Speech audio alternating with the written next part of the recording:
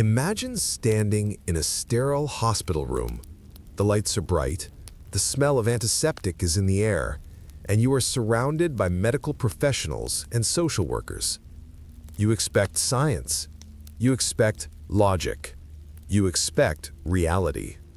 But then you watch a 9-year-old boy with a blank expression on his face walk backward up a wall, flip over his grandmother, and land on his feet. This isn't a scene from a Hollywood movie. This isn't a nightmare. This is a sworn statement in an official government report filed by the Department of Child Services in the United States. Welcome to TSF History. If you are brave enough to uncover the dark corners of the past, make sure you hit that subscribe button and ring the bell icon right now. You do not want to miss what we dig up next. Today, we are taking you to Gary, Indiana, to a small one-story house on Carolina Street. A house that terrified a family, baffled the police, and shook the church to its core. This is the true story of the Demon House of Indiana. The year was 2011. LaToya Ammons, a single mother trying to do her best, moved her family into a rental home at 3860 Carolina Street in Gary, Indiana. It was a simple house, a place to start over.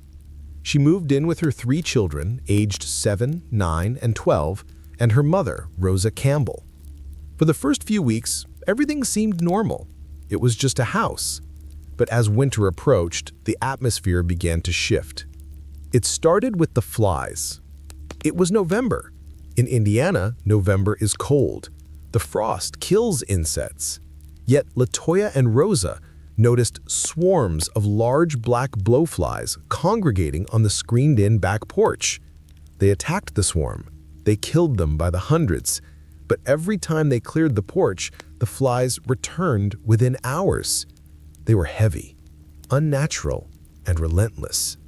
It was the first sign that the laws of nature were being bent inside the house on Carolina Street. Soon, the flies were the least of their problems.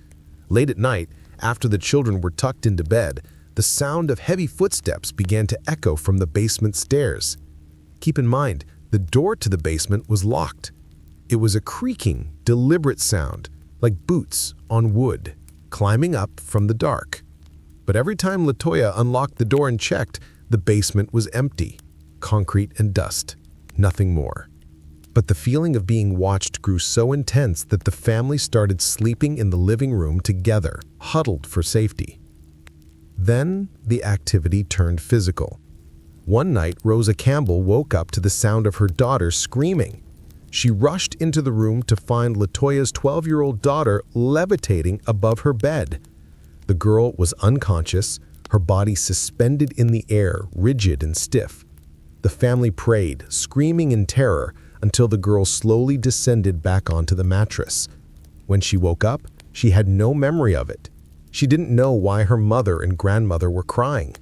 The family was terrified, but they had nowhere else to go.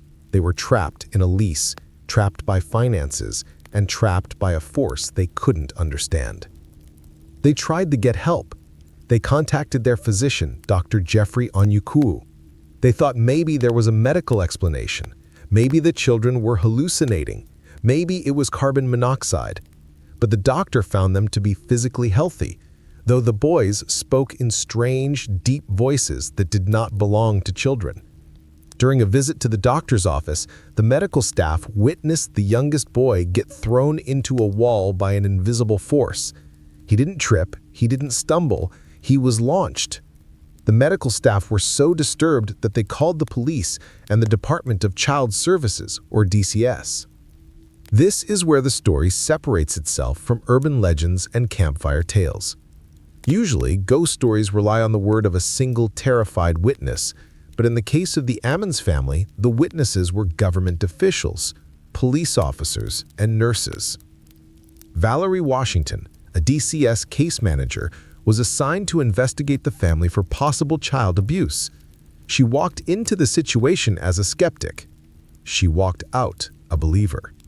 In her official report, which is a public record today, She described witnessing the youngest boy growling with his eyes rolled back in his head. She watched as he locked his hands around his older brother's throat, displaying strength that was impossible for a 7-year-old. But the most chilling event, the one that made headlines around the world, happened at the hospital. After the incident at the doctor's office, the children were taken to the Methodist Hospital in Gary. A nurse and the DCS worker, Valerie Washington, were in the room with the 9-year-old boy. According to Washington's official report, the boy began to glide backward. He walked up the wall, not climbed, walked. He reached the ceiling, flipped over his grandmother who was standing nearby, and landed on his feet. The nurse who witnessed this ran out of the room in sheer terror. Later, when asked about it, she stated she believed the boy was under a demonic influence. The police were called again. Enter Captain Charles Austin, a veteran of the Gary Police Department with over 30 years of experience. Captain Austin was a no-nonsense cop. He had seen everything: murder, robbery, violence. He did not believe in ghosts. When he first heard about the case, he thought it was a hoax. He thought LaToya Ammons was coaching her children to get out of a lease or to make money. He went to the house on Carolina Street determined to expose a fraud. What he found instead ended his skepticism forever. Captain Austin interviewed the family. He walked through the house. He noticed that every time he entered the home, his police radio would malfunction. It would crackle with static, change channels on its own, or die completely. But the moment he stepped outside onto the sidewalk, the radio worked perfectly. He took photos of the house for his report. In one of the photos, taken of the empty basement, a shadowy figure appeared. It looked like a silhouette of a person standing in the dark. Captain Austin knew the basement was empty when he took the shot. He showed the photo to other officers. They were spooked. But it wasn't just the photo. Austin reported that after visiting the house, he felt like something had followed him home. The garage door at his personal residence would open and close on its own. The lights in his car would flash. He began to feel physically ill.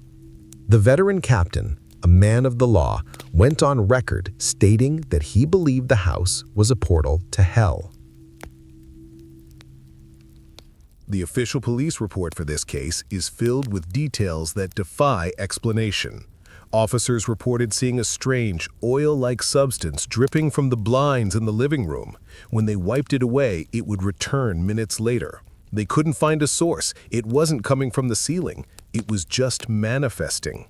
They also reported that the floor in the basement was broken and cracked, as if something was pushing up from underneath. The soil under the stairs was disturbed. Desperate and out of options, the family turned to the church. They found Father Michael Maginot, a Catholic priest serving in Merrillville, Indiana. Father Maginot was also skeptical at first. The Catholic Church has very strict rules about exorcisms. You cannot just perform one, you need proof. You need a psychological evaluation to rule out mental illness. You need permission from the bishop. Father Maginot interviewed LaToya and the children. He witnessed the lights flickering when they spoke about the entity. He saw the wet footprints on the floor when Yohan had been walking there. He spoke to the children and heard the unnatural voices. He became convinced that this was a legitimate case of demonic possession. The Bishop of Gary gave Father Maginot permission to perform an exorcism. This was rare. It was the first authorized exorcism in the diocese in decades. Father Maginot performed 3 major exorcisms on LaToya Ammons. 2 were performed in English and 1 in Latin. The rituals were intense. LaToya would convulse, she would exhibit impossible strength, and she would speak in a voice that was not her own. Father Maginot described the entity as powerful, angry, and deeply entrenched in the family's life. He believed the house was infested with multiple demons, identifying one specifically as Beelzebub. Throughout this ordeal, the Department of Child Services had taken custody of the children, believing that even if the possession wasn't real, the mother's belief in it was damaging the kids. It took months of legal battles, psychological evaluations, and the exorcisms for the family to find peace. Finally, after the 3rd exorcism, the activity seemed to stop. The heaviness lifted from LaToya. She was able to regain custody of her children, and the family immediately moved out of the house on Carolina Street. They moved to a new city, leaving everything behind. They just wanted to be normal again. But what about the house? The house sat there, empty, a monument to the terror that had taken place inside. It became a local legend. Kids would dare each other to run up to the porch. People reported seeing shadows in the windows.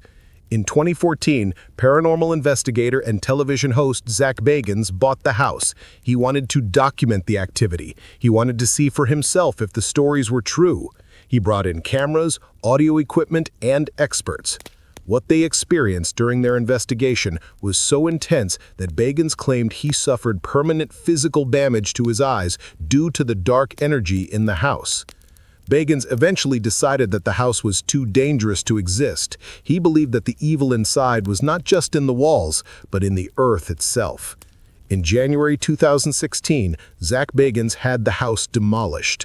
The bulldozers came and tore down the walls that had witnessed the levitations, the swarms of flies, and the terror. The debris was carted away, sealed in containers to prevent anyone from taking a haunted souvenir. Today, the lot is empty. It is just a patch of grass and dirt in Gary, Indiana. If you drive past it, you wouldn't know that a police captain, a priest, and social workers all faced the impossible on that very spot. However, many believe that you cannot destroy evil just by knocking down a building. The story of the Ammons family remains one of the most well-documented cases of possession in American history. It stands apart because of the credible witnesses. It wasn't just a family telling a story in the dark. It was the police report filed by Captain Austin. It was the DCS report filed by Valerie Washington. It was the medical records from the hospital. These documents exist. They are real, and they tell a story that science cannot explain.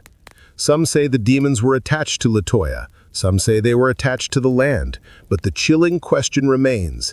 If the house is gone, where did the entities go?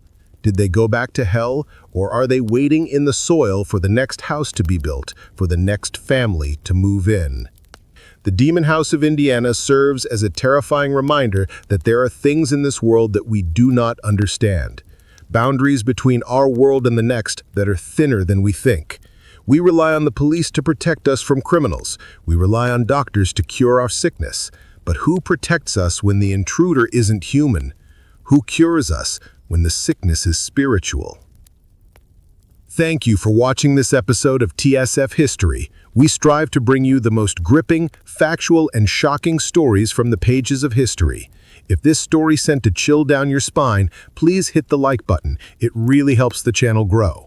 And tell us in the comments below, do you believe the official government reports, or do you think there is another explanation for what happened on Carolina Street? We want to hear your theories. Don't forget to subscribe and turn on notifications so you never miss a story. Until next time, keep questioning history.